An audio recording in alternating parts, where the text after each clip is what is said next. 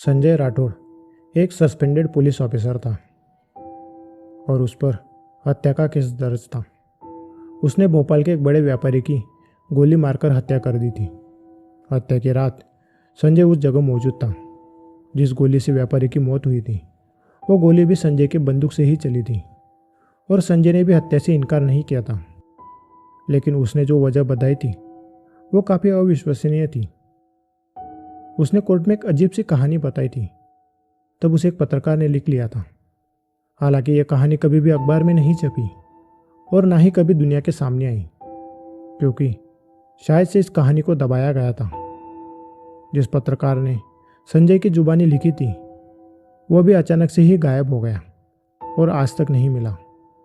बस कुछ सालों पहले उस पत्रकार की लिखी कहानी के कुछ पेज बाहर आ गए थे। अब आगे की जो कहानी है वो संजय की जुबानी है, जिसे उसने कोर्ट में कहा था। यह बात साल 1993 की है। मेरी उम्र लगभग 45 साल की थी। पुलिस की जॉब करते हुए मुझे तकरीबन 22 साल हो चुके थे। पहली मेरी ड्यूटी इंदौर में थी और बाद में मुझे भोपाल भेज दिया गया। मुझे भोपाल भेजने की एक खास वजह थी और वह यह थी कि भोपाल में पिछले साल भर में लगभग 12 से 15 औरतें गायब हुई थी। गायब हुई सारी औरतों की उम्र 25 से 45 साल के बीच की थी और सारी की सारी औरतें अच्छे और बड़े घराने की थीं। अब साल भर में इतनी सारी औरतें गायब हो रही थी और उन गायब हुई औरतों के बारे में कुछ भी जानकारी हाथ नहीं लग रही थी। तब मुझे वहाँ बुलाया गया था। भोपाल मेरे लिए नया था। इससे पहले मैं भोपाल कभी आया ही नहीं था। ना ही मुझे यहाँ के लोगों के बारे में ज़्यादा मालूम था और ना ही यहाँ के इलाके के बारे में। इसलिए मैं हमेशा अपने साथ हवलदार विजय को लेकर घूमता था। मैंने आते ही भोपाल के अंदर जितनी भी औरतें गायब हुई थी उन सब की केस से जुड़ी फाइलें मंगवा ली और उन पुलिस ऑफिसर से भी बात की जो इस केस पर मेरे से पहले काम कर रहे थे। जब मैंने सारी फाइलें देख ली और ऑफिसर्स की बात सुनी तो मुझे उन सारी घटनाओं में एक सामान्य बात दिखी। पहली है कि जो भी महिलाएं गायब हुई थी वो किसी के साथ भागी नहीं थी, क्योंकि सारी महिलाओं के घर के अंदर ना ही कोई कलह था और ना ही कोई झगड़ा। तो ये मुमकिन ही नहीं था कि वो घर छोड़कर भागी हुई हो। और दूसरी बात वो थोड़ी अजीब थी। वो ये थी कि जो भी महिलाएं गायब हुई थी वो सारी की सारी अमावस्या के 2 या 3 दिन पहले गायब हुई थी। अब ये बात सुन मेरी तरह ही बाकी ऑफिसर्स को भी यही लगा कि ये कोई नरबली वाला मामला हो सकता है या फिर काले जादू का। लेकिन साल भर उलटने को आया था और इतने वक्त में किसी भी महिला का कोई भी सुराग नहीं मिल रहा था। मैंने 4-5 दिन उन फाइलों को समझने में लगा दिए और एक केस को नए सिरे से सुलझाने का प्रयास किया और इस काम में मुझे विजय की काफ़ी मदद मिल रही थी। जब मैंने सारी केस स्टडी कर ली तो मुझे उन सब में एक अजीब सी बात की समानता दिखी और वो ये थी कि उन सारी औरतों को ब्यूटी पार्लर जाने का शौक था और वो सारी औरतें हफ्ते या 15 दिन में ब्यूटी पार्लर तो जाती ही थी। और उन गुमशुदा हुई औरतों में से 3 औरतें ऐसी थीं जो हमेशा से ही एक ही ब्यूटी पार्लर जाती थीं। जब मैंने उस ब्यूटी पार्लर के बारे में छानबीन की तो पता चला कि वो भोपाल के मशहूर आदमी का ब्यूटी पार्लर था और उसका नाम था राजेंद्र कटारिया। मेरे पहले जो ऑफिसर एक केस देख रहे थे उन्होंने भी राजेंद्र से इस मामले में जानकारी ली थी, लेकिन राजेंद्र के हिसाब से जिस दिन वो औरतें गायब हुई थी उस दिन वो औरतें पार्लर में आई नहीं थी। अब जब मैंने इस मामले की फिर से जांच शुरू की थी तो मैं फिर से उस पार्लर में गया। उस ब्यूटी पार्लर का नाम आरजे ब्यूटी पार्लर था और वो शहर से काफ़ी दूरी पर एक बड़े ही पुराने और हवेली जैसे घर के कंपाउंड के अंदर बना हुआ था। वो हवेली काफ़ी बड़ी और आलीशान थी, जिसके चारों ओर खूबसूरत बगीचा और ऊंची सी कंपाउंड की दीवार थी। हालांकि इतनी सुंदर हवेली होने के बावजूद वो पूरी तरह से खाली और सुनसान थी। सिर्फ कंपाउंड के एक कोने में बने उस ब्यूटी पार्लर के अंदर के लोगों की ही चहल पहल थी। जब मैं उस ब्यूटी पार्लर के अंदर गया तो मैं पहली बार राजेंद्र कटारिया से मिला। विजय ने मुझे बताया था कि राजेंद्र कटारिया भोपाल का एक ना सिर्फ बड़ा व्यापारी है बल्कि उसकी राजनीतिक पकड़ भी काफ़ी अच्छी है। हालांकि जब मैं उस व्यक्ति से मिला तो आदमी मुझे काफ़ी ज़्यादा मिलनसार और शांत स्वभाव का लगा। इतने दिनों के बाद भी फिर से उसी केस के सिलसिले में मैंने इतने सवाल जवाब किए, फिर भी उसने सबका सही से जवाब दिया। हालांकि उसके जवाब आज भी वही थे जो उसने पिछले ऑफिसर को दिए थे। उसका कहना था कि वो 3 औरतें जिस दिन गायब हुई थी उस दिन वो वहाँ आई ही नहीं थी। इस केस पर काम करते हुए मुझे तकरीबन 25 दिन गुजर चुके थे और एक दिन एक और औरत की गुमशुदगी की रिपोर्ट आई और वो औरत भी घर से ब्यूटी पार्लर जाने का ही कहकर गई थी। मैंने पूरे पुलिस स्टेशन के स्टाफ को शहर के हर ब्यूटी पार्लर के बाहर निगरानी के लिए रख दिया, लेकिन किसी भी ब्यूटी पार्लर के अंदर से किसी भी तरह की अजीब बात की कोई भी खबर नहीं मिली। उस औरत को ढूंढते ढूंढते एक और महीना बीत गया और ठीक अमावस्या के तीसरे दिन पहले एक और औरत गायब हो गई। अब मेरे ऊपर काफ़ी ज़्यादा दबाव आ गया था और मैं ये बात भी जानता था कि औरतों का गायब होना और अमावस्या का कोई ना कोई संबंध जरूर है। इसलिए मुझे अमावस्या से पहले उस औरत को ढूंढना था। जब मैंने गायब हुई औरत के संबंध में छानबीन की तो मुझे एक बात मालूम हुई कि औरत घर से आरजी ब्यूटी पार्लर जाने के लिए निकली थी। अब इस बात की छानबीन के लिए मैं उस ब्यूटी पार्लर में नहीं गया, बल्कि मैंने खुद उस पार्लर पर नज़र रखी। विनय ने बाकी चीज़ों की छानबीन की और बताया कि वो हवेली भी राजेंद्र कटारिया की ही है। हालांकि उसका परिवार इतनी खूबसूरत हवेली छोड़कर एक दूसरी जगह रहता है। और एक और अजीब बात यह थी कि हर अमावस्या को राजेंद्र उसी हवेली में आता है। अब मेरा पूरा शक राजेंद्र के ऊपर मंडराने लगा। जाहिर था कि इन घटनाओं के पीछे राजेंद्र का कुछ न कुछ रोल जरूर है और साथ ही उस हवेली का भी। राजेंद्र बहुत ही पहुंचा हुआ आदमी था। उसकी नेताओं से लेकर पुलिस, वकील और जजों तक की पहचान है, ऐसा विजय ने मुझे बताया था। इसलिए उसके बारे में मैंने किसी भी पुलिस वाले को नहीं बताया और खुद उसके पीछे लग गया। मैंने विजय से उस हवेली के बारे में सारी जानकारी निकलवाने को कहा और साथ ही हवेली के अंदर जाने का रास्ता भी ढूंढने को कहा और विजय ने यह काम काफ़ी अच्छे से किया।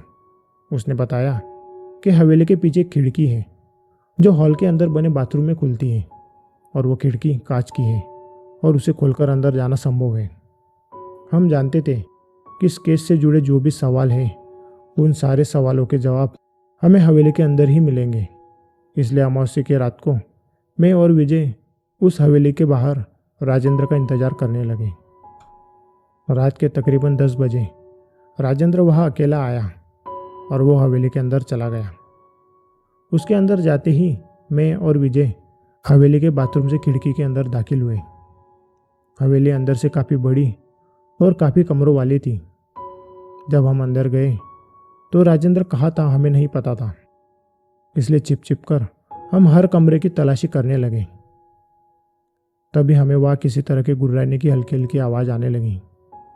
हम दोनों सतर्क हो गए क्योंकि हमें लगा कि वो किसी कुत्ते की आवाज़ हो सकती है। लेकिन जैसे जैसे हम घर के भीतर जाने लगे वो आवाज़ काफ़ी ज़्यादा भयानक और डरावनी लगने लगी, जैसे कोई बड़ा जानवर गुर्रा रहा हो। हमें नहीं पता था कि राजेंद्र कहाँ है और वो औरत कहाँ है, लेकिन हम गुर्राने की आवाज़ की ओर धीरे धीरे बढ़ रहे थे और उस आवाज़ का पीछा करते हुए हमें कमरे में पहुँचे। वो आवाज़ उसी कमरे के अंदर से एक लकड़ी की अलमारी से आ रही थी। हम दोनों को लगा कि शायद उस अलमारी के अंदर कुछ होगा, इसलिए हमने काफ़ी संभल कर उस अलमारी को खोला और देखा कि वहाँ से नीचे की ओर जाने का कोई गुप्त मार्ग है। अब यह तो पक्का हो गया था कि राजेंद्र और गायब हुई महिलाओं का कोई ना कोई संबंध जरूर है। इसलिए मैंने अपनी पिस्टल निकाली क्योंकि मुझे नहीं पता था कि नीचे क्या चल रहा है और वहाँ कितने लोग हैं। विजय के पास कोई हथियार नहीं था, इसलिए मैंने उसे पीछे रहने के लिए कहा और ये भी कह दिया कि कोई भी गड़बड़ लगे, स्थिति अनियंत्रित लगे तो तुरंत वहाँ से भाग जाना। उसके बाद हम दोनों नीचे उतरने लगे। नीचे जाने के लिए काफ़ी ज़्यादा सीढ़ियाँ थी। हवेली को बाहर से देखकर इस बात का अंदाज़ा नहीं लगता था कि नीचे भी कोई कमरा होगा, और वो भी इतनी गहराई में। जब हम नीचे पहुँचे तो देखा कि वह एक बड़ा सा हॉल था जिसमें काफ़ी कम रोशनी वाले लाइट लगे हुए थे, और साथ ही एक अजीब सी बदबू फैली हुई थी। हॉल के अंदर काफ़ी सारे पिलर्स थे, और आखिर में एक 20-25 फीट की अलमारी थी, और उस अलमारी के सामने कुछ हलचल हो रही थी। हालांकि कम रोशनी की वजह से वह क्या चल रहा था वो समझ नहीं आ रहा था, इसलिए हम दोनों पिलर के पीछे छिपते छिपाते हुए आगे जाने लगे। जब हम नज़दीक पहुंच गए तो सामने का नज़ारा देख दंग रह गए। सामने एक बड़ी सी अलमारी थी जिस पर किसी अजीब सी भाषा में कुछ लिखा हुआ था। अलमारी के आजू बाजू बड़ी सी मशालें जल रही थी। मशालों के पीछे कई सारी इंसानों की हड्डियां पड़ी हुई थी, और गुर्राने की आवाज़ वही किसी जगह से आ रही थी। अलमारी के ठीक सामने एक चबूतरा भी था जिस पर काफ़ी कम कपड़ों के अंदर वो गायब हुई महिला लेटी हुई थी, और उस चबूतरे के नीचे एक बड़ा सा बर्तन रखा हुआ था जिसमें उस औरत का खून गिर रहा था। वो औरत अब तक जिंदा थी लेकिन होश में नहीं थी। उसके शरीर पर शायद से हल्का घाव किया गया था, और वहाँ से खून निकालकर उस बड़े से बर्तन में भरा जा रहा था। उसी बर्तन से थोड़ी दूरी पर नग्न अवस्था में राजेंद्र उकड़ू बैठा हुआ था, और वो कोई किताब पढ़ रहा था। उसके शरीर पर काफ़ी सारे घावों के निशान थे जो सूख चुके थे। उसके पास एक चाकू भी था जिस पर शायद से उस औरत का खून लगा हुआ था। यह नज़ारा देख जितना मैं डर गया उससे भी ज़्यादा विजय डरा हुआ था।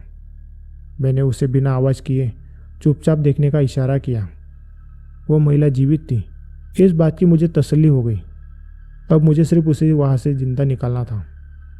हालांकि राजेंद्र आगे क्या करने वाला है इस बात की भी उत्सुकता थी, इसलिए मैंने थोड़ी देर इंतज़ार करने के बारे में सोचा। जब राजेंद्र का किताब पढ़ना हो गया तो उसने उसे बाजू में रख दिया। हल्की लाइट की रोशनी में मुझे उस किताब का नाम दिखाई दिया। वो लीलावती नाम की कोई किताब थी। उसके बाद राजेंद्र ने चाकू लिया और अपने शरीर पर अलग अलग जगह घाव बनाने लगा।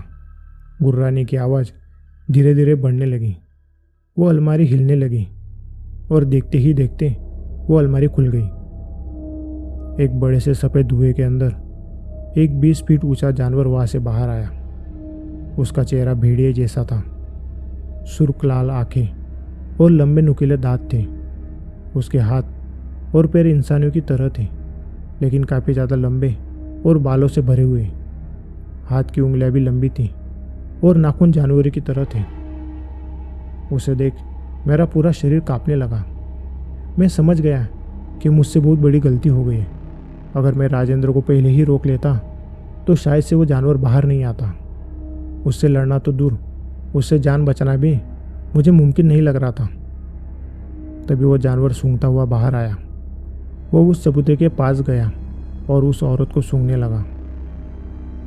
उसके बाद उसने अपनी चिपचिपी जबान बाहर निकाली और उस औरत के शरीर पर लगे उसके खून को चाटने लगा। वो औरत बेहोश की हालत में आवाज़ कर रही थी। शायद से वो उस औरत को जिंदा ही खाने वाला था। मैं उस जानवर का मुकाबला नहीं कर सकता था और ना ही उस औरत को बचा सकता था, क्योंकि मेरे पास सिर्फ 6 गोलियां थीं और मैं ये भी नहीं जानता था कि वो जानवर उन गोलियों से मरेगा भी या नहीं। इसलिए मैं चुपचाप वहाँ खड़ा रहा। लेकिन अचानक मुझे दौड़ते हुए पैरों की आवाज़ आने लगी। मैंने पीछे मुड़कर देखा तो विजय बाहर की ओर दौड़ रहा था। मैं कुछ समझ पाता, कुछ कर पाता, तब तक राजेंद्र ने विजय को चाकू फेंक कर मारा और वह चाकू सीधा विजय की पीठ में जा धंसा और विजय फर्श पर औंधे मुंह जा गिरा।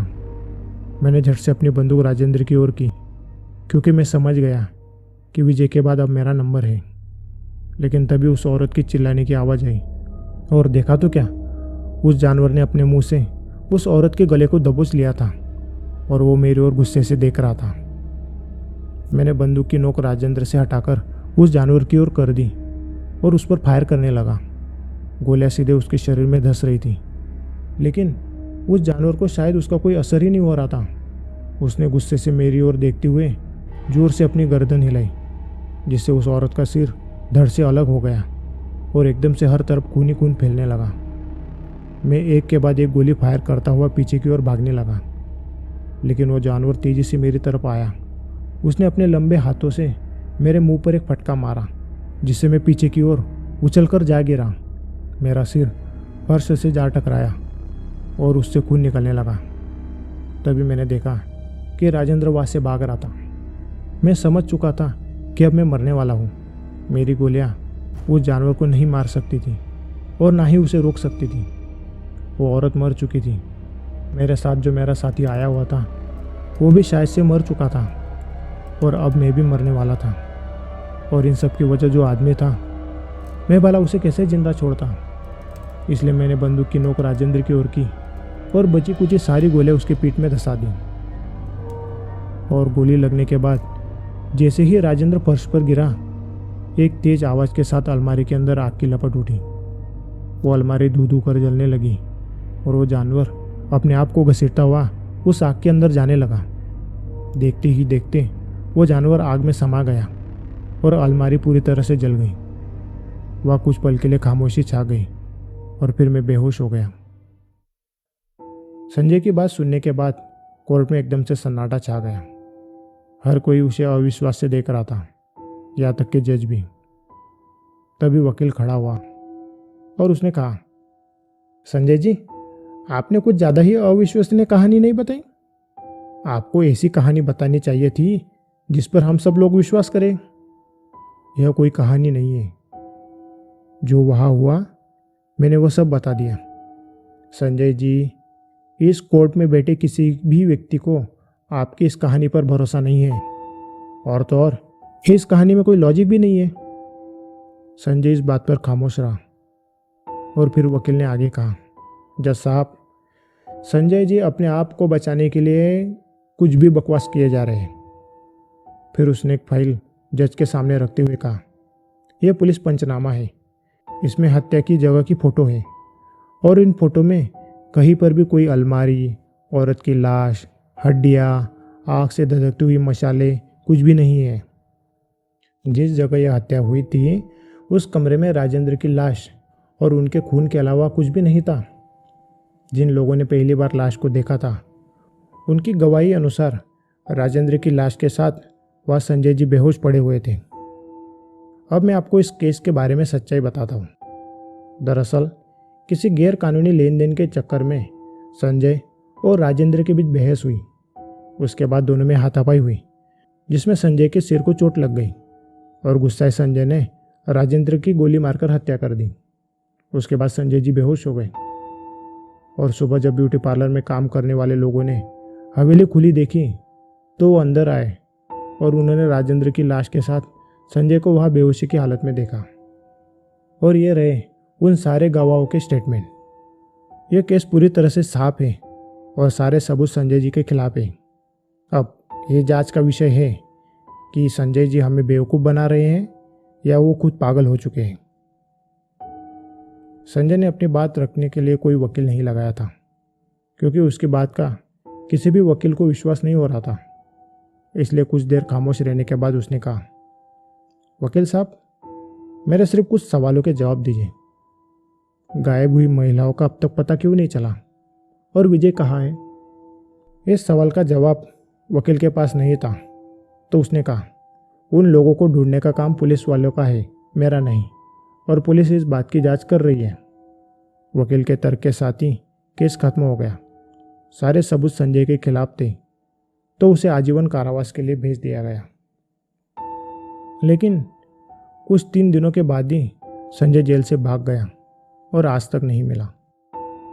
संजय ने जो कहा, अगर उसे सच माना जाए तो कई सारे सवाल उठ खड़े होते हैं। एक तो ये कि हवेली के अंदर कोई नहीं था, तो वहाँ से उस औरत की लाश, विजय की लाश, कहाँ गायब हो गई? उस जगह से उस औरत के खून के निशान किसने साफ किए? हड्डियों का जो ढेर था वो कहाँ गायब हो गया? और संजय के साथ साथ जिस पत्रकार ने यह सब लिखा था वो कहाँ गया? और सबसे बड़ा सवाल ये है कि अलमारी से जो जानवर बाहर निकला था वो कौन था? क्या वो मारा गया या फिर आज भी वो जिंदा है?